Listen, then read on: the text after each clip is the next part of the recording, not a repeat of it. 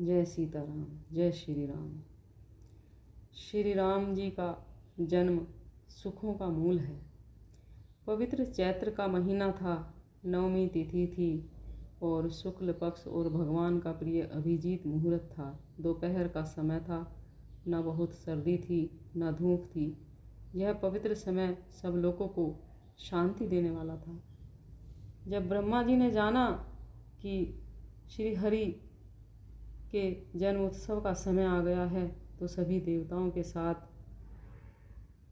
अपने अपने विमान सजा करके चले और निर्मल आकाश देवताओं के समूहों से भर गया। गंधर्वों के दल गुणों का गान करने लगे और सुंदर अंजलियों में पुष्प सजा सजा करके वर्षा होने लगी।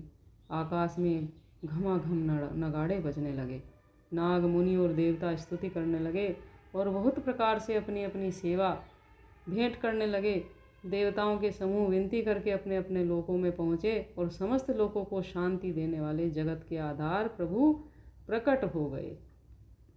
भय प्रगट कृपाला दीन दयाला कौसल्या हितकारी हर्षित महतारी मुनि मन हारी अद्भुत रूप विचारी लोचन अभिरामा तन घन श्यामा निज आयुध भुज चारी भूषण बनमाला नयन विशाला शोभा सिंधु खरारी कह दुई कर जोरी स्तुति तोरी के ही विधि करो अनंता माया गुण ज्ञानातीत अमाना वेद पुराण भनंता करुणा सुख सागर सब गुण आगर जेहि गावहि श्रुति संता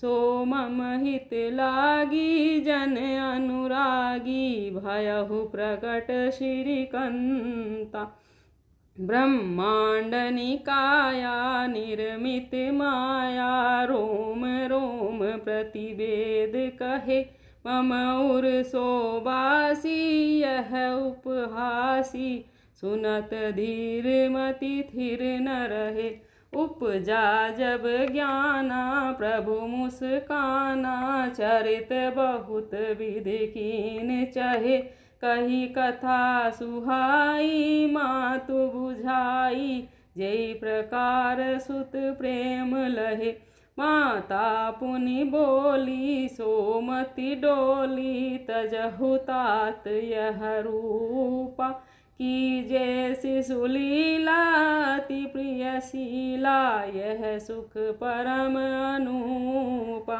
सुनी बचन सुजाना रोदन ठाना होहि बालक सुर भूपा यह चरित जे गावहि हरि पद पावहि जे न परहि भवकूपा। दीनों पर दया करने वाले कौशल्या जी के हितकारी कृपालु प्रभु प्रकट हुए।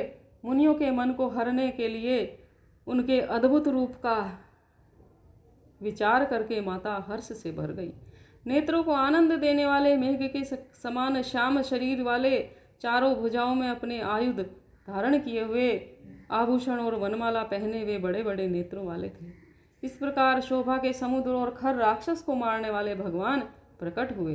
दोनों हाथ जोड़कर माता कहने लगी, हे अनंत, मैं किस प्रकार तुम्हारी स्तुति करूं। वेद और पुराण तुमको माया गुण और ज्ञान से परे और परिमाण रहित बतलाते हैं। श्रुतियां और संत जन दया और सुख का समुद्र सब गुणों का धाम कहकर जिनका गान करते हैं, वही भक्तों पर प्रेम करने वाले लक्ष्मीपति भगवान मेरे कल्याण के लिए प्रकट हुए हैं। वेद कहते हैं कि तुम्हारे प्रत्येक रोम में माया के रचे हुए अनेकों ब्रह्मांडों के समूह हैं। वे तुम मेरे गर्भ में रहे। इस हंसी की बात के सुनने पर धीर पुरुषों की बुद्धि भी स्थिर नहीं रहती। जब माता को ज्ञान उत्पन्न हुआ तब प्रभु मुस्कुराए। वे बहुत प्रकार से चरित्र करना जानते हैं और करना चाहते भी हैं। अतः उन्होंने सुंदर कथा कहकर माता को समझाया, जिससे उन्हें पुत्र का प्रेम प्राप्त हो। माता की वह बुद्धि बदल गई। तब वह फिर बोली, हे तात, यह रूप छोड़कर अनंत प्रिय बाल लीला करो। यह सुख परम अनुपम होगा। यह वचन सुनकर देवताओं के स्वामी सुजान भगवान से बालक होकर रोना शुरू कर दिया। भगवान रोने लगे और जो शिशु लीला थी उसका, इस चरित्र का हम सब गान करते हैं। वे श्री हरि का पद पाते हैं और इस संसार रूपी कूप में कभी भी नहीं गिरते। ब्रह्मधेनु सुर संत हित लीन मनुज अवतार, रामालीन मनुज अवतार। निज इच्छा निर्मित तनु माया गुण गोपार, सियापति राम जय जय राम। ब्राह्मण, गो, देवता और संतों के लिए भगवान ने मनुष्य का अवतार लिया।